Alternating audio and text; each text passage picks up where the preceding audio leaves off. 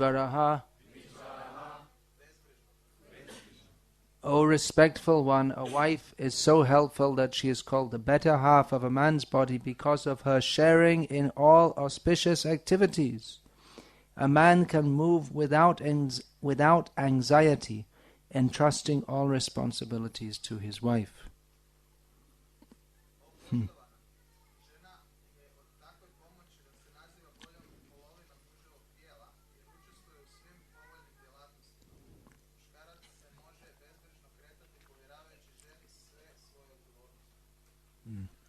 Purport. By the Vedic injunction, the wife is accepted as the better half of a man's body because she is supposed to be responsible for discharging half of the duties of the husband.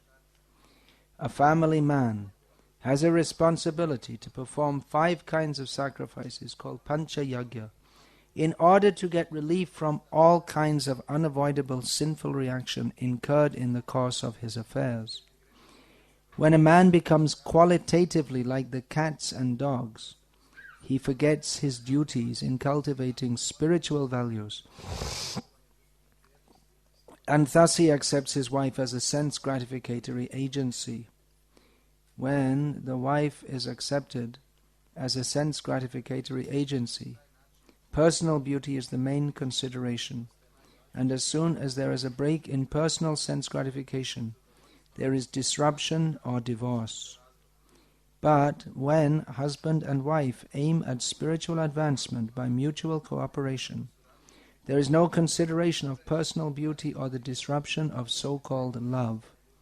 In the material world there is no question of love.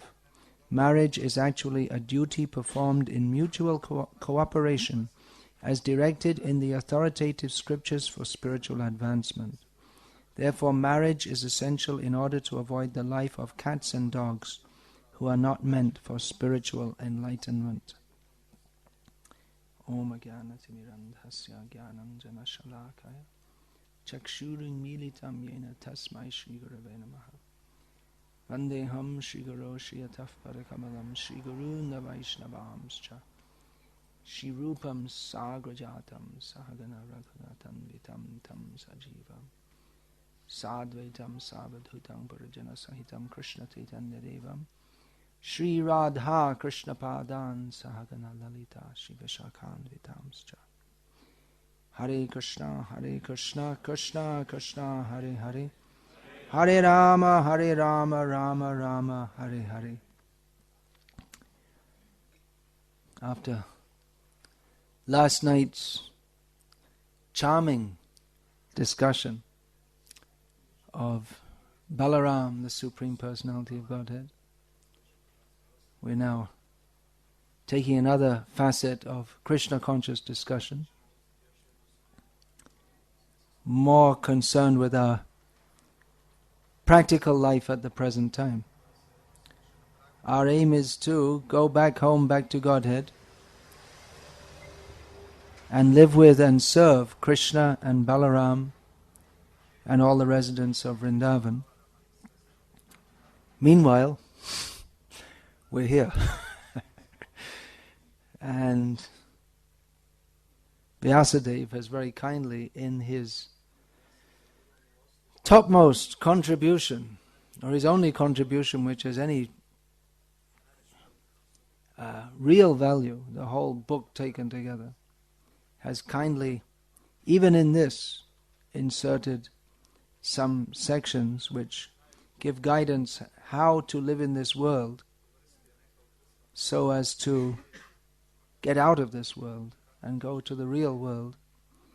And Srila Prabhupada, more than any other Acharya, has commented on social issues relevant to Varnashram society, and particularly to Vaishnav society as it tries to, as the Vaishnavas try to establish Vaishnav society in a climate, social climate, more inhospitable than any other previously that Vaishnavas, at least in this Kali Yuga, have operated in. Of course, there were many political and resultant social difficulties during the periods of Muslim persecution in India.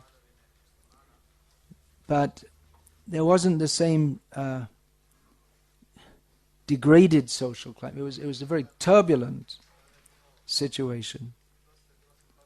But it wasn't disturbed in this way, in which we have more or less peaceful society in the Western world.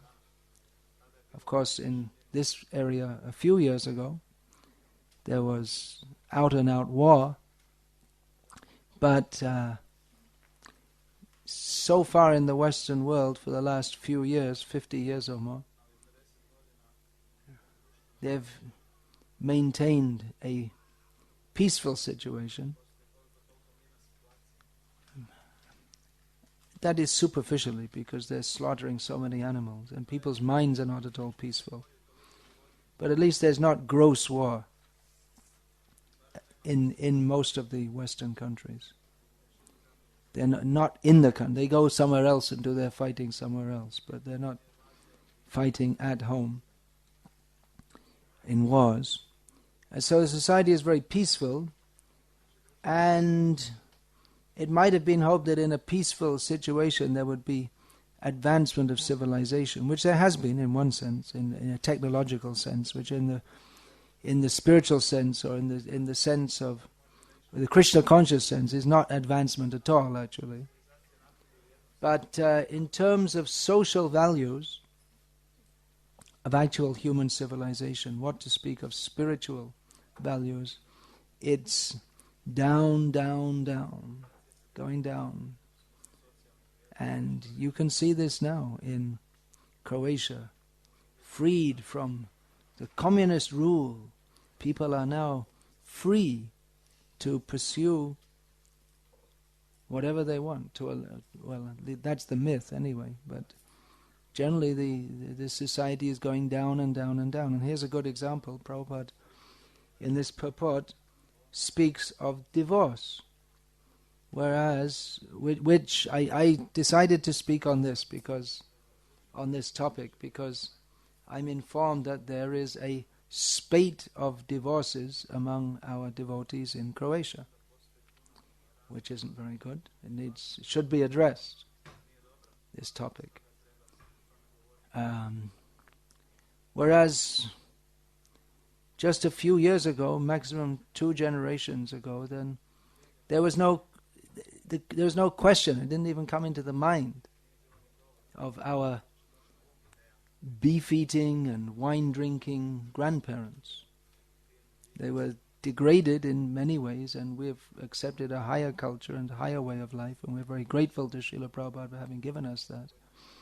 But we're caught up in modern life, which in many ways is more degraded even than our forefathers, who didn't have any clear idea of spiritual advancement.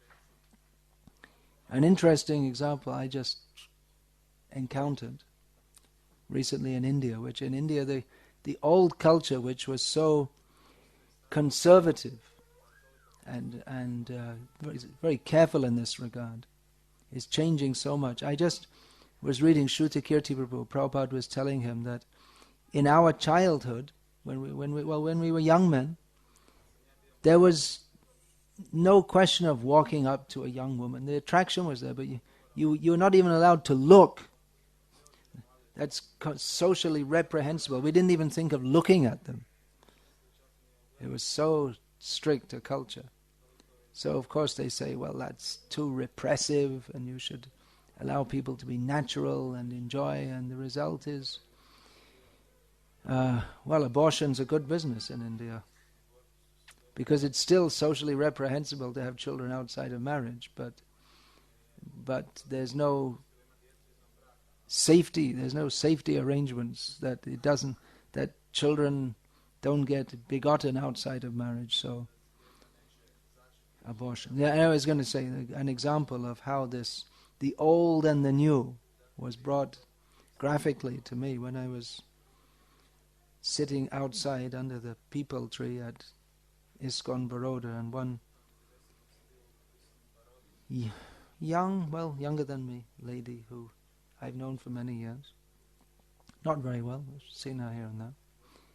She came up to me with her daughter and told me that she divorced her husband. I asked, "Where's your husband?" He said, I divorced him. And I said, "Well, why?" Well, he had some accident, and then after that he went crazy and he was violent and he was threatening to kill me, and I couldn't tolerate it anymore. And then another, little bit older, married lady came up, and I was saying to her, "This is not good.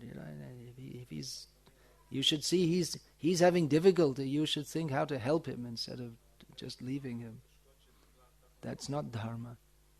Then this other lady came up and she was. I said to her that to the one who came up, she was joining in the discussion. I said, because I know her also.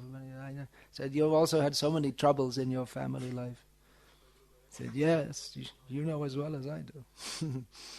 But she said the thought of divorce never even comes in the mind. That's the difference of culture. One was brought up in a village in India before TV came.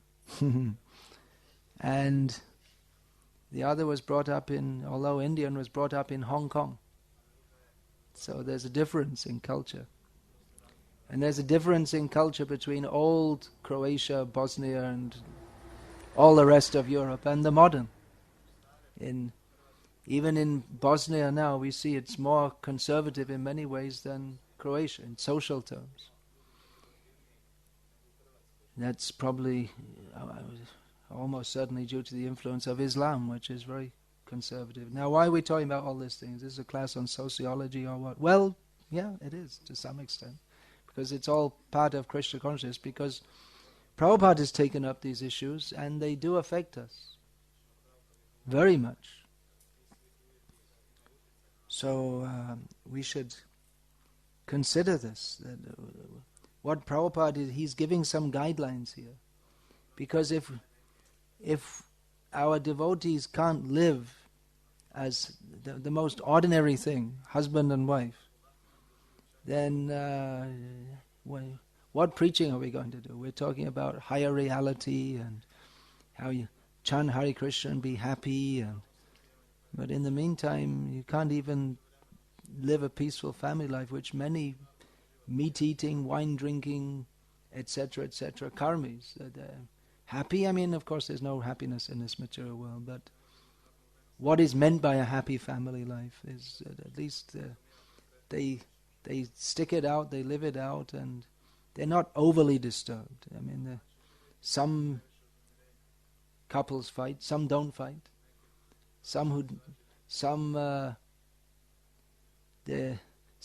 couples are very close to each other throughout their lives, and some they live together but they hardly talk with each other, but they don't have anything against it. There's all kinds of combinations.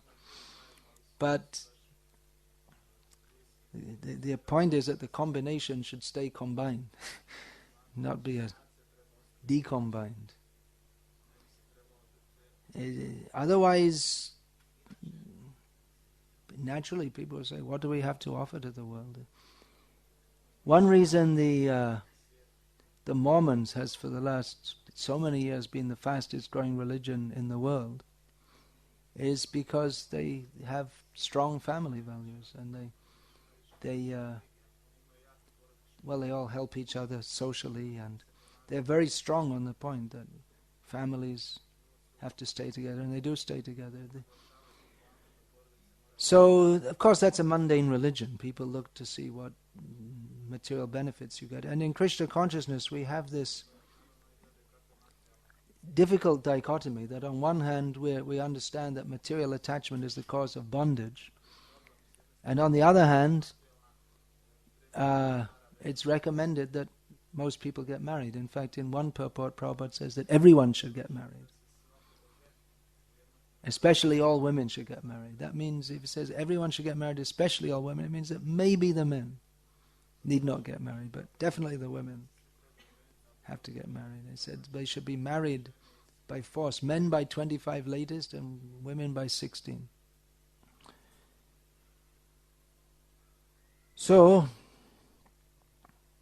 married, then on one hand, the man is thinking, and the woman is also thinking that, well, this is all temporary, reading every day, this is all temporary.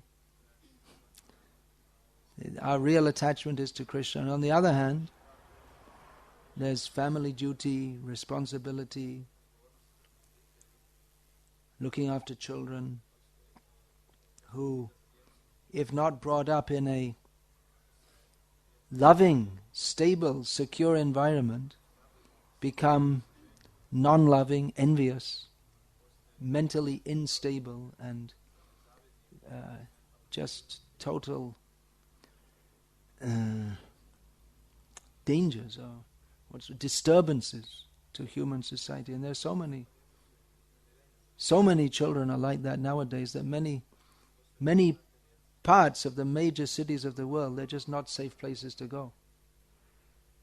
Even I think 20 years ago I read in Back to Godhead something that you'd have to be crazy to go to Central Park in New York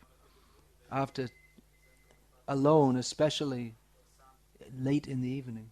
You just have to be crazy, that's all, because your chances of coming out without being assaulted are very low. It's just, there's all kinds of ghostly people wandering around who they see other persons as creatures to attack and extort money from for their drugs, mostly for drugs and alcohol and all this. So there's huge populations of disturbed people being produced, and even the so-called respectable people, so many of them, they have a nice shirt and a nice suit and a nice smile on the outside, but inside they're crazy. And it comes out time to time, and then people are surprised. So this, as Prabhupada has many times emphasized, this production of good children is such an important responsibility. Householders, they shouldn't think that they have any less responsibility than sannyasis or brahmacharis. It may not be on such a direct preaching or renunciation, but to bring forth good children in this world is at least as difficult and important a service as the sannyasis have to perform, especially in the modern age. As one disciple was saying to me recently, it was a little shocking to me, but it was true, actually, that I'm bringing up my child, but you can't say, in the modern society, you can't say what the future will be. You know, it could be a homosexual or anything. Well, you never know. It's such a bad society, such bad association, that even children are, you may try your best to bring them up nicely, but they may fall to that bad association in course of time. Although generally we see that, actually in almost all cases, that parents who adjust to each other and who, even if they disagree with each other, don't do so in front of the children, and to provide a stable, secure and Krishna-conscious environment for their children, then their children, in most cases, they'll grow up as devotees and what we might call stable people. The broader environment, of course, is also very important. Just like we're seeing now, many children of devotees in India who are coming to their teens and beyond, and they're brought up as devotees, and of course in India the whole environment is much more supportive to Krishna consciousness, even though there's complete opportunity to fall down in almost every way as in the West nowadays in India. But because there are many devotees, and because they all come together and they see all different children. Just like here, you have little children, and gradually they're going to become bigger children, and then they're going to become teenagers, and then they're going to have their children also, married and children. So because they grew up seeing so many other children like themselves, who are children of devotees, and they're quite able to accept that. So we see many in India now, many devotees, children who are growing up and getting initiated and going on with the next generation, making the next generation. So that environment is also very important, which is one of the many reasons why Srila Prabhupada wanted to establish Vaishnava communities, where devotees can live together and they're not constantly in the association of non-devotees, which is what happens if we don't have our own communities, or devotees don't live together. Then they have to fall back on the economic system offered by the broader society, which sucks up our physical energy, our time, and gives us bad association. So it's very, very difficult to maintain good consciousness in such a situation. And therefore we see, or therefore maybe that's a bit of too much of a logical jump, but it's definitely one of a major cause in so many devotees. We're talking about the spate of divorces. A major factor in that is that devotees are, at least economically, taking shelter of a society which is demoniac, and which considers, probably in Croatia not yet, but it's coming to be like that, considers divorce just a normal and socially acceptable thing. And I think probably in Croatia it's still not thought very good in general, is it? What do you think, Doctor? You see so many people. You're in a country area. Yeah, you're in a country area where people tend to be, all over the world, people tend to be more conservative out of the big cities. Yeah, please.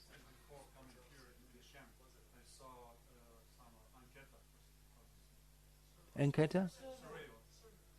Ah. Mm.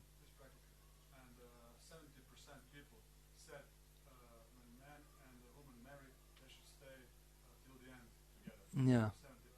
Yeah. I wonder how many of those people who gave that opinion will do so. Let's see. Because even sometimes people believe it in principle, but then they find in their own life it's tough going, and then they tend to lose their principles, because the basic principle of life in modern society, Prabhupada's pointed it out here, is sense gratification and not responsibility. So although people think, yeah, it's good, they should do that, but when faced with the difficulties themselves, which they inevitably will do in a society that is based on sense gratification rather than responsibility, then that's the test. Do they really believe it, or is it just that hypocritical approach that everyone else should do it but not me? And so many times people come to me and say, well, this is a special case. Everyone's a special case. Yes, well, you don't realize how bad it's really. Yeah, it's really bad. I agree, it's really bad. They're all really bad. In most cases, people don't divorce because, well, Prabhupada says sometimes they have a slight disagreement. It's come to that, but usually there's some clause in the court. They say, what is it, irreparable or incompatible or something. Some word they use, something like that. I can't remember. So it's some irreparable breakdown of relationship. It's not irreparable. It's just, he leaves his dirty socks in the middle of the floor, and then she screams at him, and and it goes on like that. It's not such a big thing most of the time, but it becomes a big thing because then she gets irritated. He irritates her, and then he calls her bad names, and then she calls him, and it goes on and on and on and on. And it ends up with hitting each other, and scratching, and all kinds of things. Here's so many cases of men assaulting their wives, and there's cases of wives assaulting their husbands also. I've seen it. I've seen a wife punching her husband. So it's not always one way. It's just that the men, they don't like to admit it, that's all.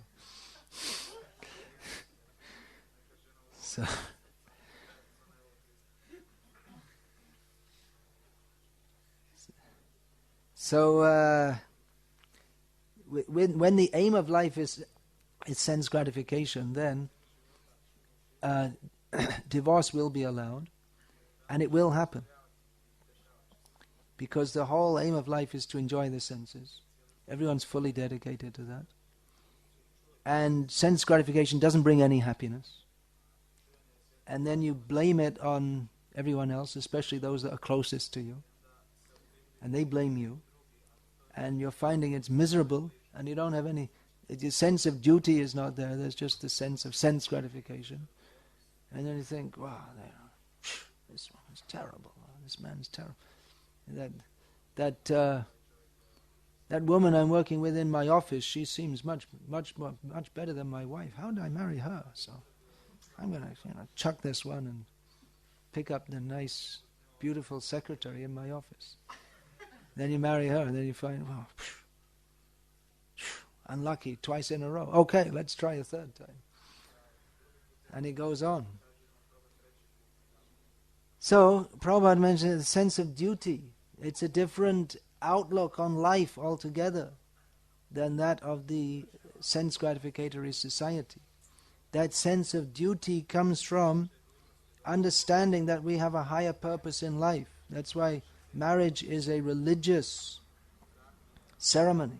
It's a religious sacrament. It's said in the Catholic religion. It's called a sacrament. It's not just a civil contract. You can sign a civil contract that I am purchasing this land, I'm paying you 50,000 now, and I'll pay you another 50,000 in 3 months, and that's it. It's a contract.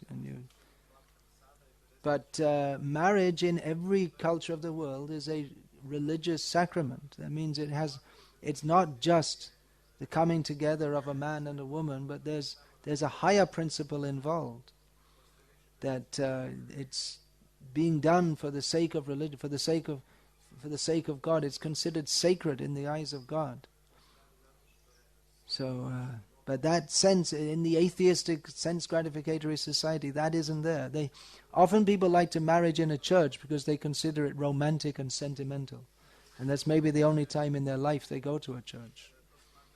But otherwise, they have no. They play the organ, and the woman wears a long white dress, and it all looks very romantic. But they don't have any sense of commitment, that the religious commitment, that we are joined here together in the eyes of God, because they don't have any sense of God. So when the aim of life is sense gratification, then divorce is, if not inevitable, it's pretty high chances, because there's no higher principle, and there's no actual, what one marries for. If one marries not out of a sense of duty, and marries for a sense of sense gratification, well, there's no happiness in that, which one finds out pretty soon. And then you're just left with frustration. And as Prabhupada said, then why bother to maintain a wife? It's just like, why bother to maintain a cow if milk is available in the market? So Prabhupada used that example, that why bother to maintain a cow is very difficult. Better just buy the milk. Let someone else maintain the cow. So the same way, why bother to maintain a wife or a husband if you can get sex here, there, and everywhere? And as far as let the government maintain. The government is maintaining unmarried mothers because they thought, well, it's very bad for the children, no one's looking after them. And then once the economic problem was solved, then so many mothers, so many women, they decided, well, I don't need a husband, government will look after. So the persons who are married and working, they're paying their taxes to look after those who are gallivanting around. enjoying different women and making more babies. So the sense of duty, responsibility, understanding that to reject a wife who is, or for a wife to leave a husband who is fulfilling their duty or is not sinful or fallen, that is itself a sin. People have no concept of sin. They live for sense gratification. And our devotees are subjected to that atmosphere also. And by association with non-devotee, then they're working and they're mixing up with different people, and they take that association and then they become weak. Some householder devotees are very strong and they're fixed, and they've been brought up in a culture which supports the fidelity in marriage, responsibility in marriage. But for those devotees who haven't been brought up in such a culture and who are themselves, they don't have that cultural background, and themselves they're weak spiritually. They're getting married because they're weak. They're not getting married because they're a rishi and they want to produce good children for the benefit of the human race. But they're already weak, and then without support from a broader community, they're mixing up with non-devotees, or they're mixing up with devotees who are preaching to them that, well, you can't follow all these things and don't be fanatical, and this kind of preaching, encouraging sense gratification. Then naturally they become weaker and weaker, and then they in the beginning their sense of discrimination and purpose and duty is not strong, and that whatever little they have, which you're supposed to have by hearing the Bhagavatam and associating with devotees and taking to Krishna consciousness, that also becomes whatever little sense of right and wrong one has becomes distorted by association with non-devotees and by so-called devotees who encourage not following regulative principles and not maintaining a responsible family life. So by that association, whatever little resolve they might have becomes weakened, and then why won't there be divorce? It's practically inevitable. And especially if that atmosphere is created. One devotee one godbrother was telling me recently, he was shocked after so many years of marriage, his wife suddenly decided to divorce him without any real reason. She herself couldn't give any real reason. She just said, well, I don't want to be married to you anymore. And it was also due to her bad association with certain women who were preaching to her like that. Somehow she got in that bad association. One had been through 3 husbands or something, and just envious because she didn't want to see anyone else happy. So they'd had a very settled marriage for so many years, and then he was in a large devotee community, and he said to the town president, "Hey, you should speak something. You should speak something to them. And she's working in your school. How can you allow a woman who does like this to teach the children?" And he said, well, it's just normal. Just get used to it, that's all. No attempt to uphold religious principles. It's just, so many. And when there's such an atmosphere, it becomes so easy to do the wrong thing. So the Vaishnava community is meant to be what is nowadays called strict. I hear many people call me strict. It's a joke. I'm not at all strict. We don't know what strict means. I'm just trying to follow a few basic things which Prabhupada in his lenience gave to us. Prabhupada is very liberal to us, and if you just follow the basic things that Prabhupada found, very strict. Prabhupada himself said, I'm 80% more lenient than my Guru Maharaj, and he was liberal compared to the atmosphere all around him. So we're just we've flopped into such a mud puddle of sense gratification that we think if someone gets up in the morning and goes to Mongla, it's too much, fanatical. If you just do the most ordinary things, people think, that's really too much. Where's the Krishna consciousness? I mean, what are we doing here anyway? We all know everyone comes for the prasadam, but that's all after 25 years. I mean, you're supposed to come for the prasadam and stay for the prasadam and go on for some other things also. It's not only that. So, I mean, Prabhupada, he wrote these books, and he wasn't just his hobby. That he couldn't sleep at night, so he had he had some artistic feelings in him, so he was expressing his feelings, and he just wrote these books. That's all. So they're nice books. Yeah, they're nice to read them sometimes in between Harry Potter and other things. So it's a classic work of art, Vedic classic.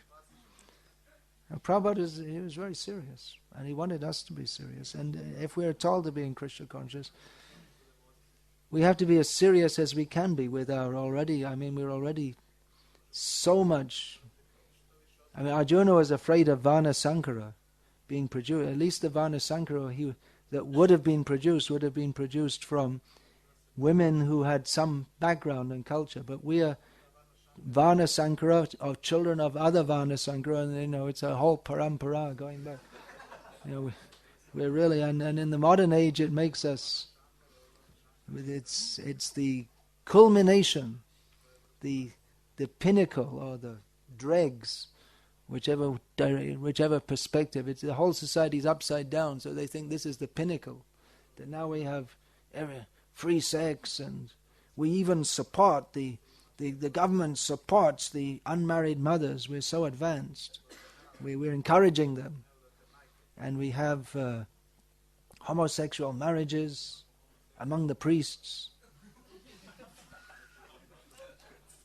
And we have last year the local parish priest came with his girlfriend. Came here. Huh? It wasn't his girlfriend? Sure looked like it.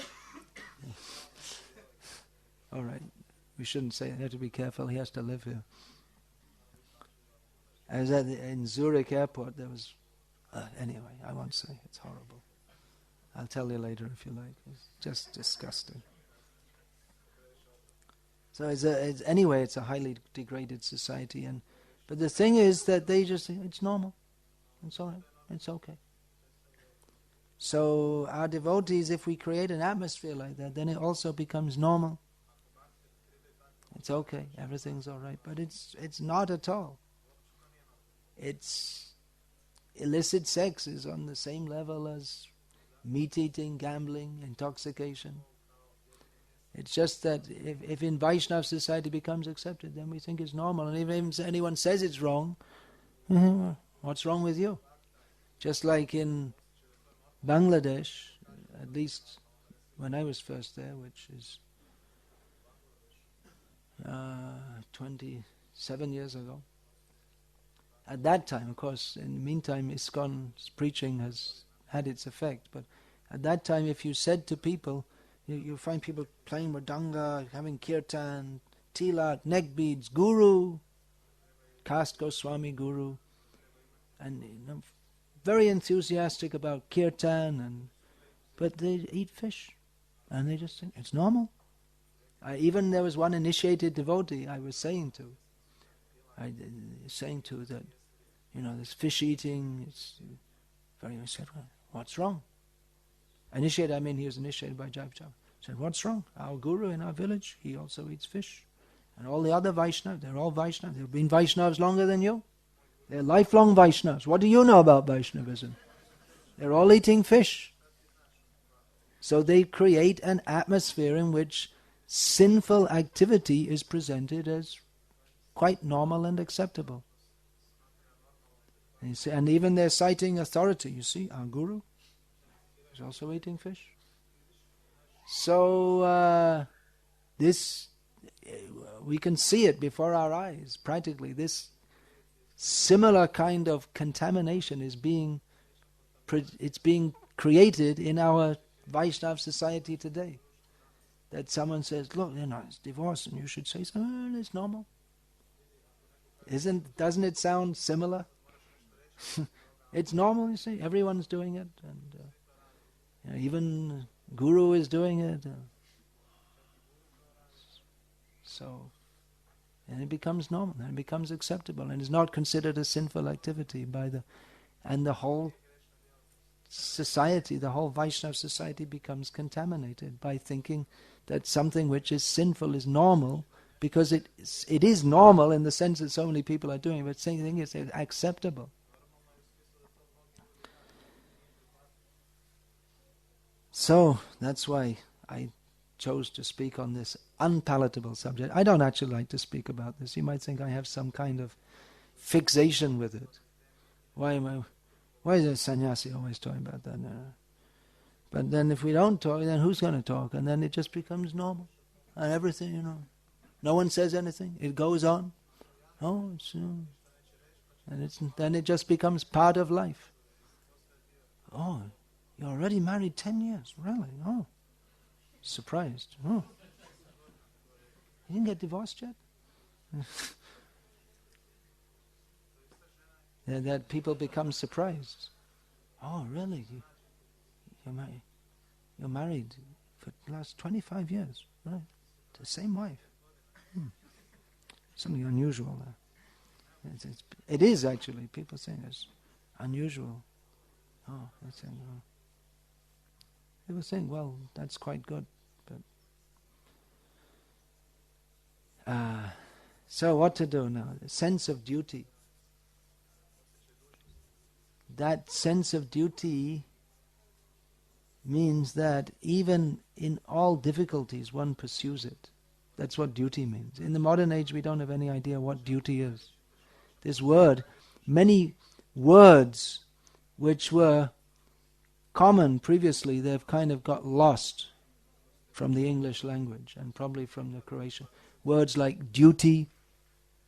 The word responsibility is still there. It's just like you're paid to do a job and you have to take responsibility, so that's there. But duty is something deeper than responsibility. Responsibility may be something that you're paid, so you're responsible, you're left alone, and you're responsible to do the job. But duty is something that you have to execute in all times, all places. It transcends payment. It's not. You can't be paid to perform your duty. It's something you have to perform out of principle. So the word duty, the word sin, that's another lost word. Due to the influence of Mayavad, there's no difference between sin and piety. There's no concept of sin. Due to Mayavad, they say, well, you can't really do anything wrong because everything is just wonderful. And everything is love. And using the love, we just love everybody. But there's no meaning to it. There's no duty. It's just some kind of vague feeling. Duty is a more important word than love until we transcend the material attachments, and then the real love automatically is there. That's why probably he's emphasizing here in marriage, this love and beauty, these are not the considerate duty. Who thinks of such a thing? Even among our devotees, I find when I'm seeing in India, young men, devotees, they want to get married, one of the main, very important consideration is the girl has to be beautiful. So it's tough for the young girls who aren't beautiful, because by the laws of nature, maybe it's more in Kali Yuga, I don't know, but most people are not very beautiful. Most people are not candidates for becoming film stars or models. Most people, their nose is too long, or they're too fat, or something. They just don't make it as models. So even the guys, fat black and ugly, but they still want to, they should marry Miss World. So, foolish, actually, but it's taken to be such an important thing. So there's, without that sense of duty, how to inculcate that sense of duty, that even if you don't like, you have to stick. You have to. Of course, one important thing is husband and wife, before marriage, there should be some kind of seeing that they're going to be able to live with each other. Astrological matching is important if you get a good astrologer. That's another problem. Getting a good astrologer. And then there should be a similar outlook on Krishna consciousness. For instance, if one wants to be very strict in practicing and the other significantly less so, then you're going to have problems. Prabhupada even mentioned in one purport that a devotee should marry a devotee boy should marry a devotee girl, and a demon should marry a demon, and then you'll be happy in marriage. Happy demons, happy marriage. If the husband is a demon, he should marry a demon. then they can have it. That's one thing, you see. Even the demon, like Hiranyakashipu, I mean, he left his wife to do his austerities, but he never divorced her, or even the big demons, they looked after their wives, and their children, like this. So instilling that sense of duty, well, there should be discussions like this. These things should be discussed, and an atmosphere has to be created. Some husbands and wives, because of principles, they stick together. They're both strong. Yeah, we want to stay like this. And there are quite a few in this room here now. This makeshift room. Is it really a room? Anyway. Yeah, it's a room of sorts. So there are quite a few present here now who have got that sense of duty in marriage. But then most people are weak, especially in the modern age. And without this kind of preaching, they don't really have any idea how we're supposed to live in family life. No one tells them anything. They just all of a sudden get married, and all of a sudden they're there. They don't know what to do, or how to behave with their wife or their husband. And they see all around them devotees splitting up, getting divorced. No one says there's anything wrong with it, so they think, well, having too many problems, well, I guess that's what I should do too. So an atmosphere has to be created. That's easier if we have our own communities to create such an atmosphere. That we're here with a purpose to serve Krishna, and in family life we're responsible, the wife to the husband to the wife, and to the children, look after the children very nicely. But it's so fragile that even one person's misbehavior can shatter the whole atmosphere. In one country there were householder community living in the country, and they went on for about 15 years, everyone going in. One brahmachari who was living there, actually, he ran off with someone's wife, and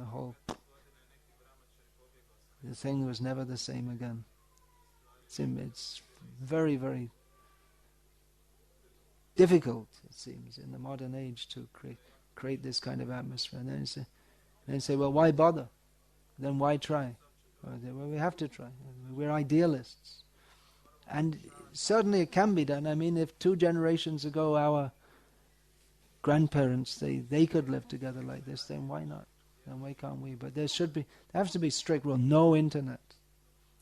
And how we educate our children, all these things. A community, it's every aspect of life, the culture, every aspect of life is taken into consideration. And our culture is quite different from that of the modern world. We have to understand that the culture of the modern world is demoniac.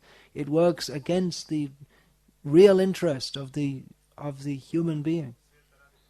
As soon as we start to adopt the ideas of the Kami society in any way, we're in very, very severe trouble. It might seem like something innocuous, just like getting university degrees. Well, we go and study sociology or the history of religions, but you impart the whole mindset. You bring in most cases, unless one is very strongly fixed in Krishna conscious understanding, then you can't help but adopt, because you're associating with these people and you have to speak to them in their terms and write in their terms, and you have to write things like Bhaktivedanta Swami was a charismatic guru who believed in the Hindu god, and you have to write like that. If you write as a Krishna conscious person should write, they'll fail you. So you have to write that Bhaktivedanta Swami, like Mahesh Yogi and Paramahamsa, following in the tradition of previous Indian holy men who had all kinds of garbage. So if you talk like this and write like this, and for years to get your degree, and Sangat Sanjayate Kamaha, our desires become influenced by our association. And so that's just one example, and there are so many. If you say, well, what's the harm if the children watch a little TV here and there? But it's a lot of harm. That's so much harm comes from that.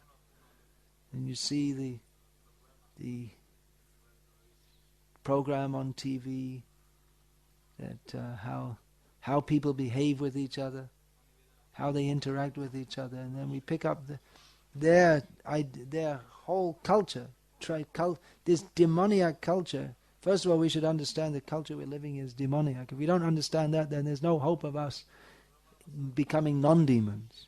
If we think the demoniac way of life is okay, then we're in trouble. So that's transmitted probably principally by the TV.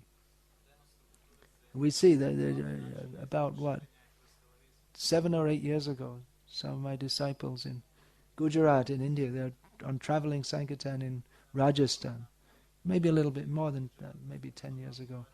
And at that time, there was just the electrification and TVization of the villages was going on. So they said that you can immediately, when we're traveling, we can immediately understand, as soon as we arrive in a place, whether or not the TVs come here or not. Just the way people react to you and how they behave, it's just so different. It seems, I'm not a great fan of conspiracy theories, but directly or indirectly, it seems that the media in India, the mass media is deliberately trying to degrade the whole population. One devotee was telling me that they have like these soap operas, and they're always when they first started coming, before the culture of boyfriend and girlfriend came in India, they showed it was like normal to have boyfriends and girlfriends and marriages, get divorced, even before, and they introduced it. It wasn't there, but through the TV it got introduced, that they think it's normal nowadays, boyfriend, girlfriend and all this kind. I don't know if there's some conspiracy. It seems that it's easier to delude people into purchasing all the garbage they want to market. If their intelligence is so bewildered by sense gratification, then you can sell them anything, and I don't know exactly what's going on, but for sure the whole culture is very much degraded by TV. It could be used for good purposes, but even then, a better medium of communication is personal, rather than the whole family sit around a TV. Better they interact with each other, or the elder members of the family tell stories from Ramayana, or the village people all gather in the evening and listen to the local brahmana tell stories from Shastra. It's a personal interaction, not this impersonal TV. Someone somewhere is broadcasting something. So maybe that's a major reason that our grandparents could stay together, because they used to go to the church. A family that prays together stays together, and they believed in God, and they had it, even though it wasn't very, almost certainly wasn't preached to them as strongly as we're preaching now, because it didn't need to be. It's just there, generationally. You don't have to talk about culture or any of these things. It's just there automatically that people behave in a certain way. The father behaves like this, the mother behaves like this. The mother doesn't try to be the father, and the father doesn't try to be the mother. And that's the way boys grow up as boys and girls grow up as girls. And whereas in modern unity, you see someone was telling me in Mayapur, some mother's bringing up her son as a girl, dresses her in girls' clothes and all. Just really weird. But that's, people are confused. They don't know whether they're boys or girls. And sometimes they switch back and forth this way. And totally bizarre. So creating an atmosphere, that's essential. That's largely up to the house. I mean, it's a joint effort, but the householders have to live their life in the house. So how they do it, associate with other householders who have such ideals. And we have to work on being Krishna conscious in household life, however difficult that may seem. The impetus to a large extent has to come from the individual householders to hear and chant about Krishna at home. Because if you're not hearing and chanting about Krishna at home, if you're not having regular programs at home or attending the local temples programs, then you're going to gossip or fight with each other, or what are you doing? Oh, let's turn on the TV. So there has to, without higher consciousness, we're doomed to fall into lower consciousness. There's no hope. There's only in Kali Yuga, there's either Krishna consciousness or go to hell. That's all. There's not much in between. We're talking about pious family life, but it doesn't exist. Where is it? The ordinary piety isn't there. So unless you aim for something very high, you can't even come to like a normal level. So there has to, and those who are preaching, what's all this strictness? I mean, they're actually enemies. They're enemies of themselves, and they're enemies of everyone else they come into contact with. Those who speak against being strict. They're just encouraging that if we think that, you just do whatever you like and chant Hare Krishna now and then, it doesn't work. One has to be serious. It's a war against Maya. And the wife and husband have to help each other in that. If they don't, then they'll be acting as each other's enemies. So it's up to the individual householders to make the determination that we have to be very serious in our household life. Again, that dilemma comes that people marry because in most cases, people marry because they are weak. Even in the same Srimad Bhagavatam, it's spoken that the brahmachari, after being at the Gurukul, he may remain as a Naishtik brahmachari, one who spends all his life simply pursuing higher values. Or he goes home, if he feels that he needs to fulfill material desires, then he should go home and get married. So it's already, married life is a concession for weakness in the first place. Now, of course, the brahmachari who spends 20 years in the Gurukul and goes home, the kind of sense gratification he's going to have would make our sannyasis look like gross sense gratifiers in comparison. I mean, the Vedic householder is very controlled, and so he has so many rules to follow. And the sense gratification is, I mean, the little sense gratification he gets. The Brahmana, he has such a life. He rises early and performs yagyas, and They don't eat. The Brahmanas generally, they don't eat until about 1 o'clock, 12 o'clock, 1 o'clock. They're so busy, they have so many things to do. They have to take bath, this ritual, then do yagyas. They have to serve the elders, they have to serve guests. They have so many duties to do. And their whole day, they have to, before they can eat, they have to study so much Shastra, they have to recite so many things. So, when it's talking about they can go home to fulfill their unfulfilled material desires, it doesn't mean they're going to go and, go to the disco and have a huge TV in their home. It's we read it like that. Oh, really? I can go home and fulfill your material desires, but we don't. We have no idea how elevated. I mean, this is talking about karma kandiya people. They're not even talking about devotees. These are talking about people whose ultimate aim is to go to the heavenly planets. They're so self-controlled in householder life. So devotees, they themselves have to make that decision that what are we here for in family life?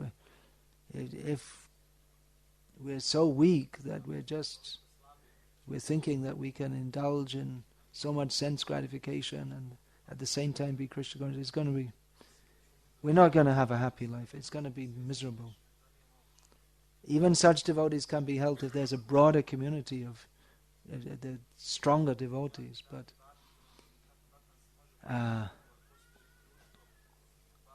we have to be serious, that's all.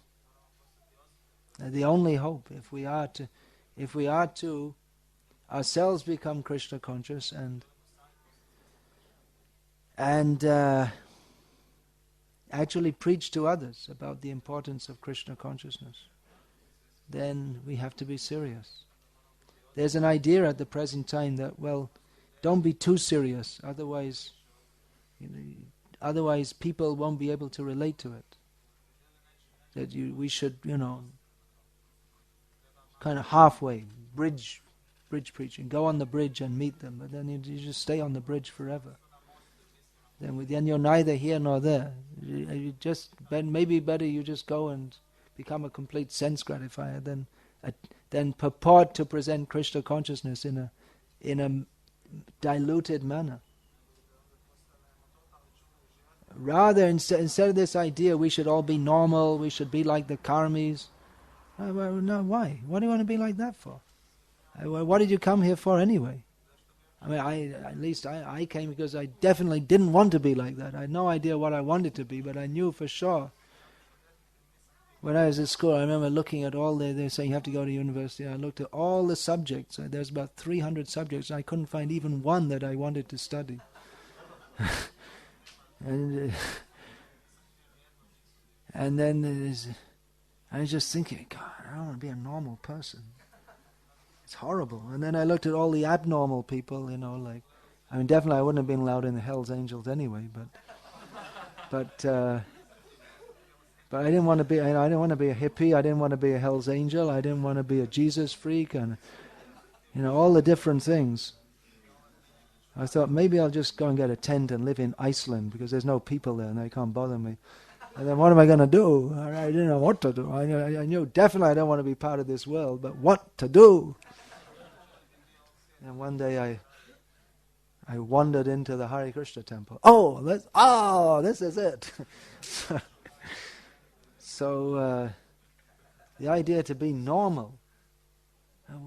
Why? What am I normal? It's like you're living. It's like the people they're in the madhouse and they get a job in the crazy house, and after some time they start thinking that, actually these people are better be like them. So that's. But those who are taken to Krishna consciousness, they're taken to Krishna consciousness because if we think there's something to be had from this karmi society, it has anything of intrinsic value, then there's no way we can become Krishna conscious. Because Krishna consciousness begins from understanding that material life is not our life. It is a commitment to be different. Not in the way that, people, they the punk rockers tried to be different, by dyeing their hair and all kind. But then there became thousands of them, and then they just became another group. So instead of just being different for this, we're not being different for the sake of being different, but because we have found, by the mercy of Srila Prabhupada, we have found the real thing, which is the service to the lotus feet of Krishna. So if we're convinced of that, then there should be no question of having as our only priority of life to be Krishna conscious. And other things may be there, as long as we're living in this world, when there has to be some adjustment to it. But we should understand that whatever adjustment we have to material life, it's an adjustment for this. It's a policy for the sake of the situation we're in, but it's not our identity.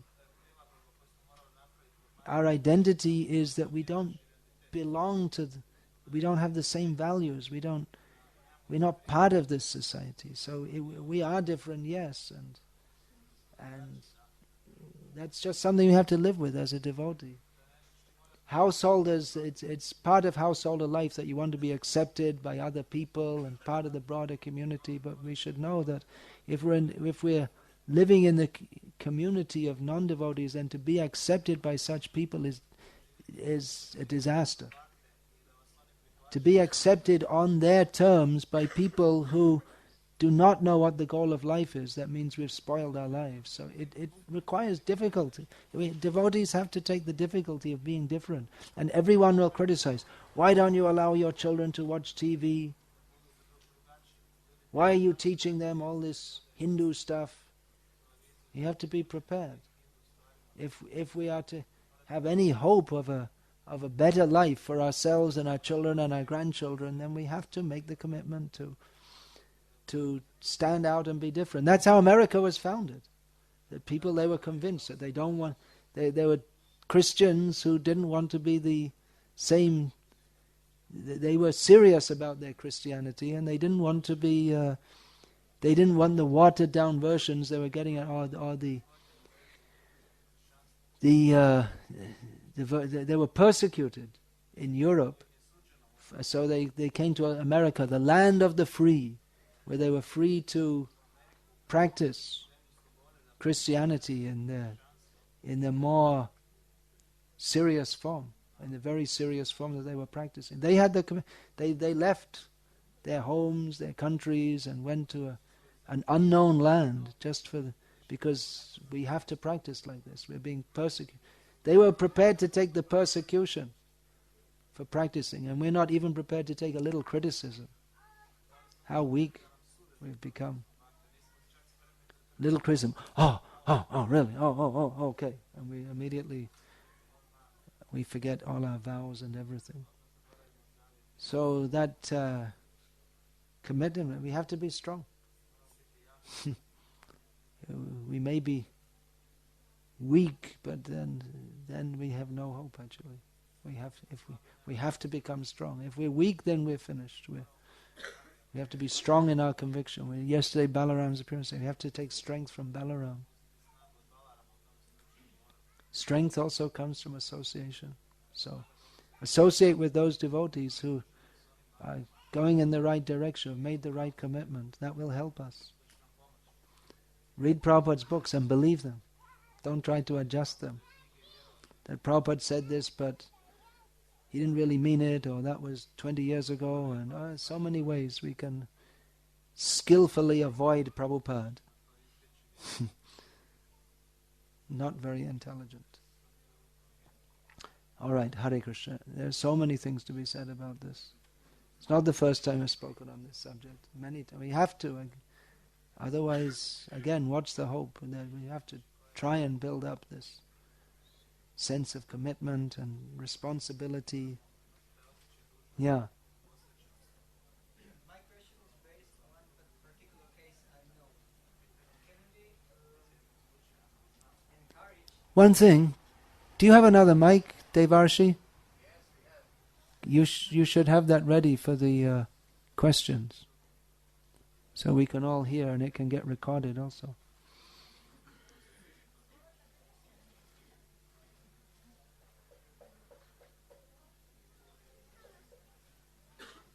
Why won't they divorce? It's like you're watching TV, Hare Krishna. you're, you don't have any sadhana, and then why won't they divorce? It's inevitable, practically. You're in that atmosphere where it's considered normal. There's no higher principle, so it will come. So my question is based on one particular case I know, and I would like to know, can we encourage some kind of a woman's vanaprastha when the situation in a family is not conducive to Krishna consciousness and the husband is maybe drug addict and it is like in late 40s or something like this?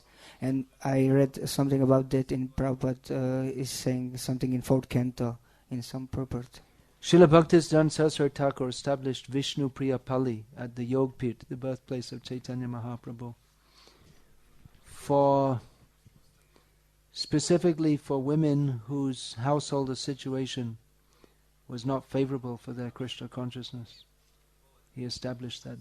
But then after some time he found that it appears that he found that it was very difficult because the women were all fighting among themselves. They came out from fighting in their homes to fighting with each other. So, but in principle, yeah. And that was going on for many years. It was just recently closed down. Hare Krishna. By the present management of the Chaitanya Mat, they decided enough of all this.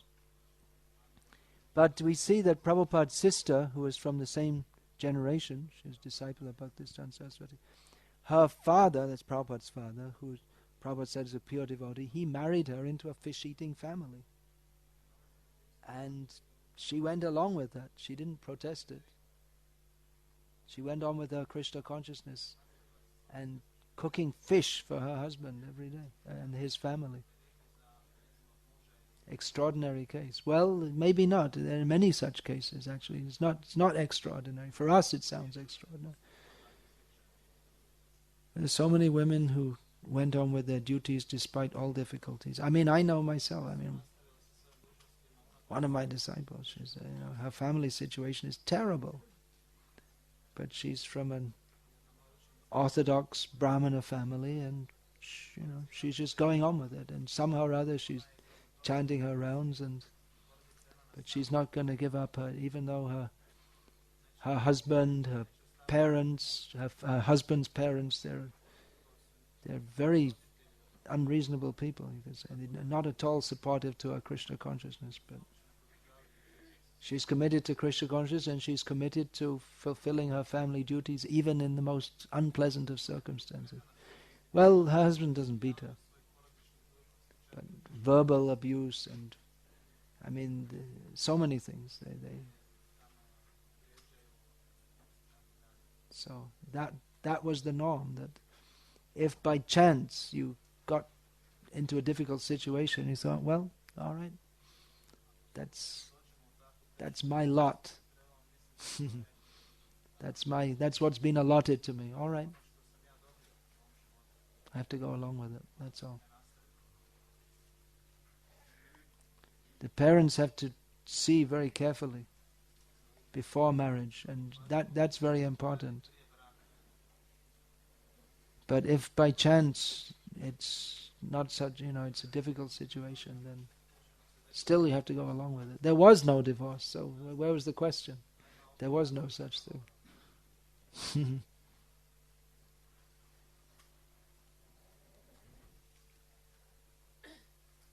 Yeah.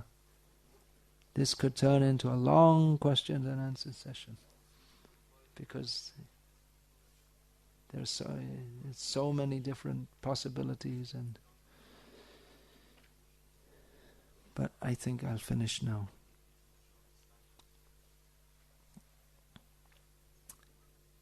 Hare Krishna. There's what's that called? Mataji Sangha? What time is that today?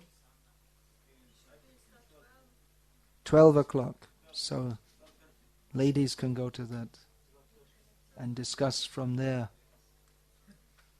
angle how to be ideal.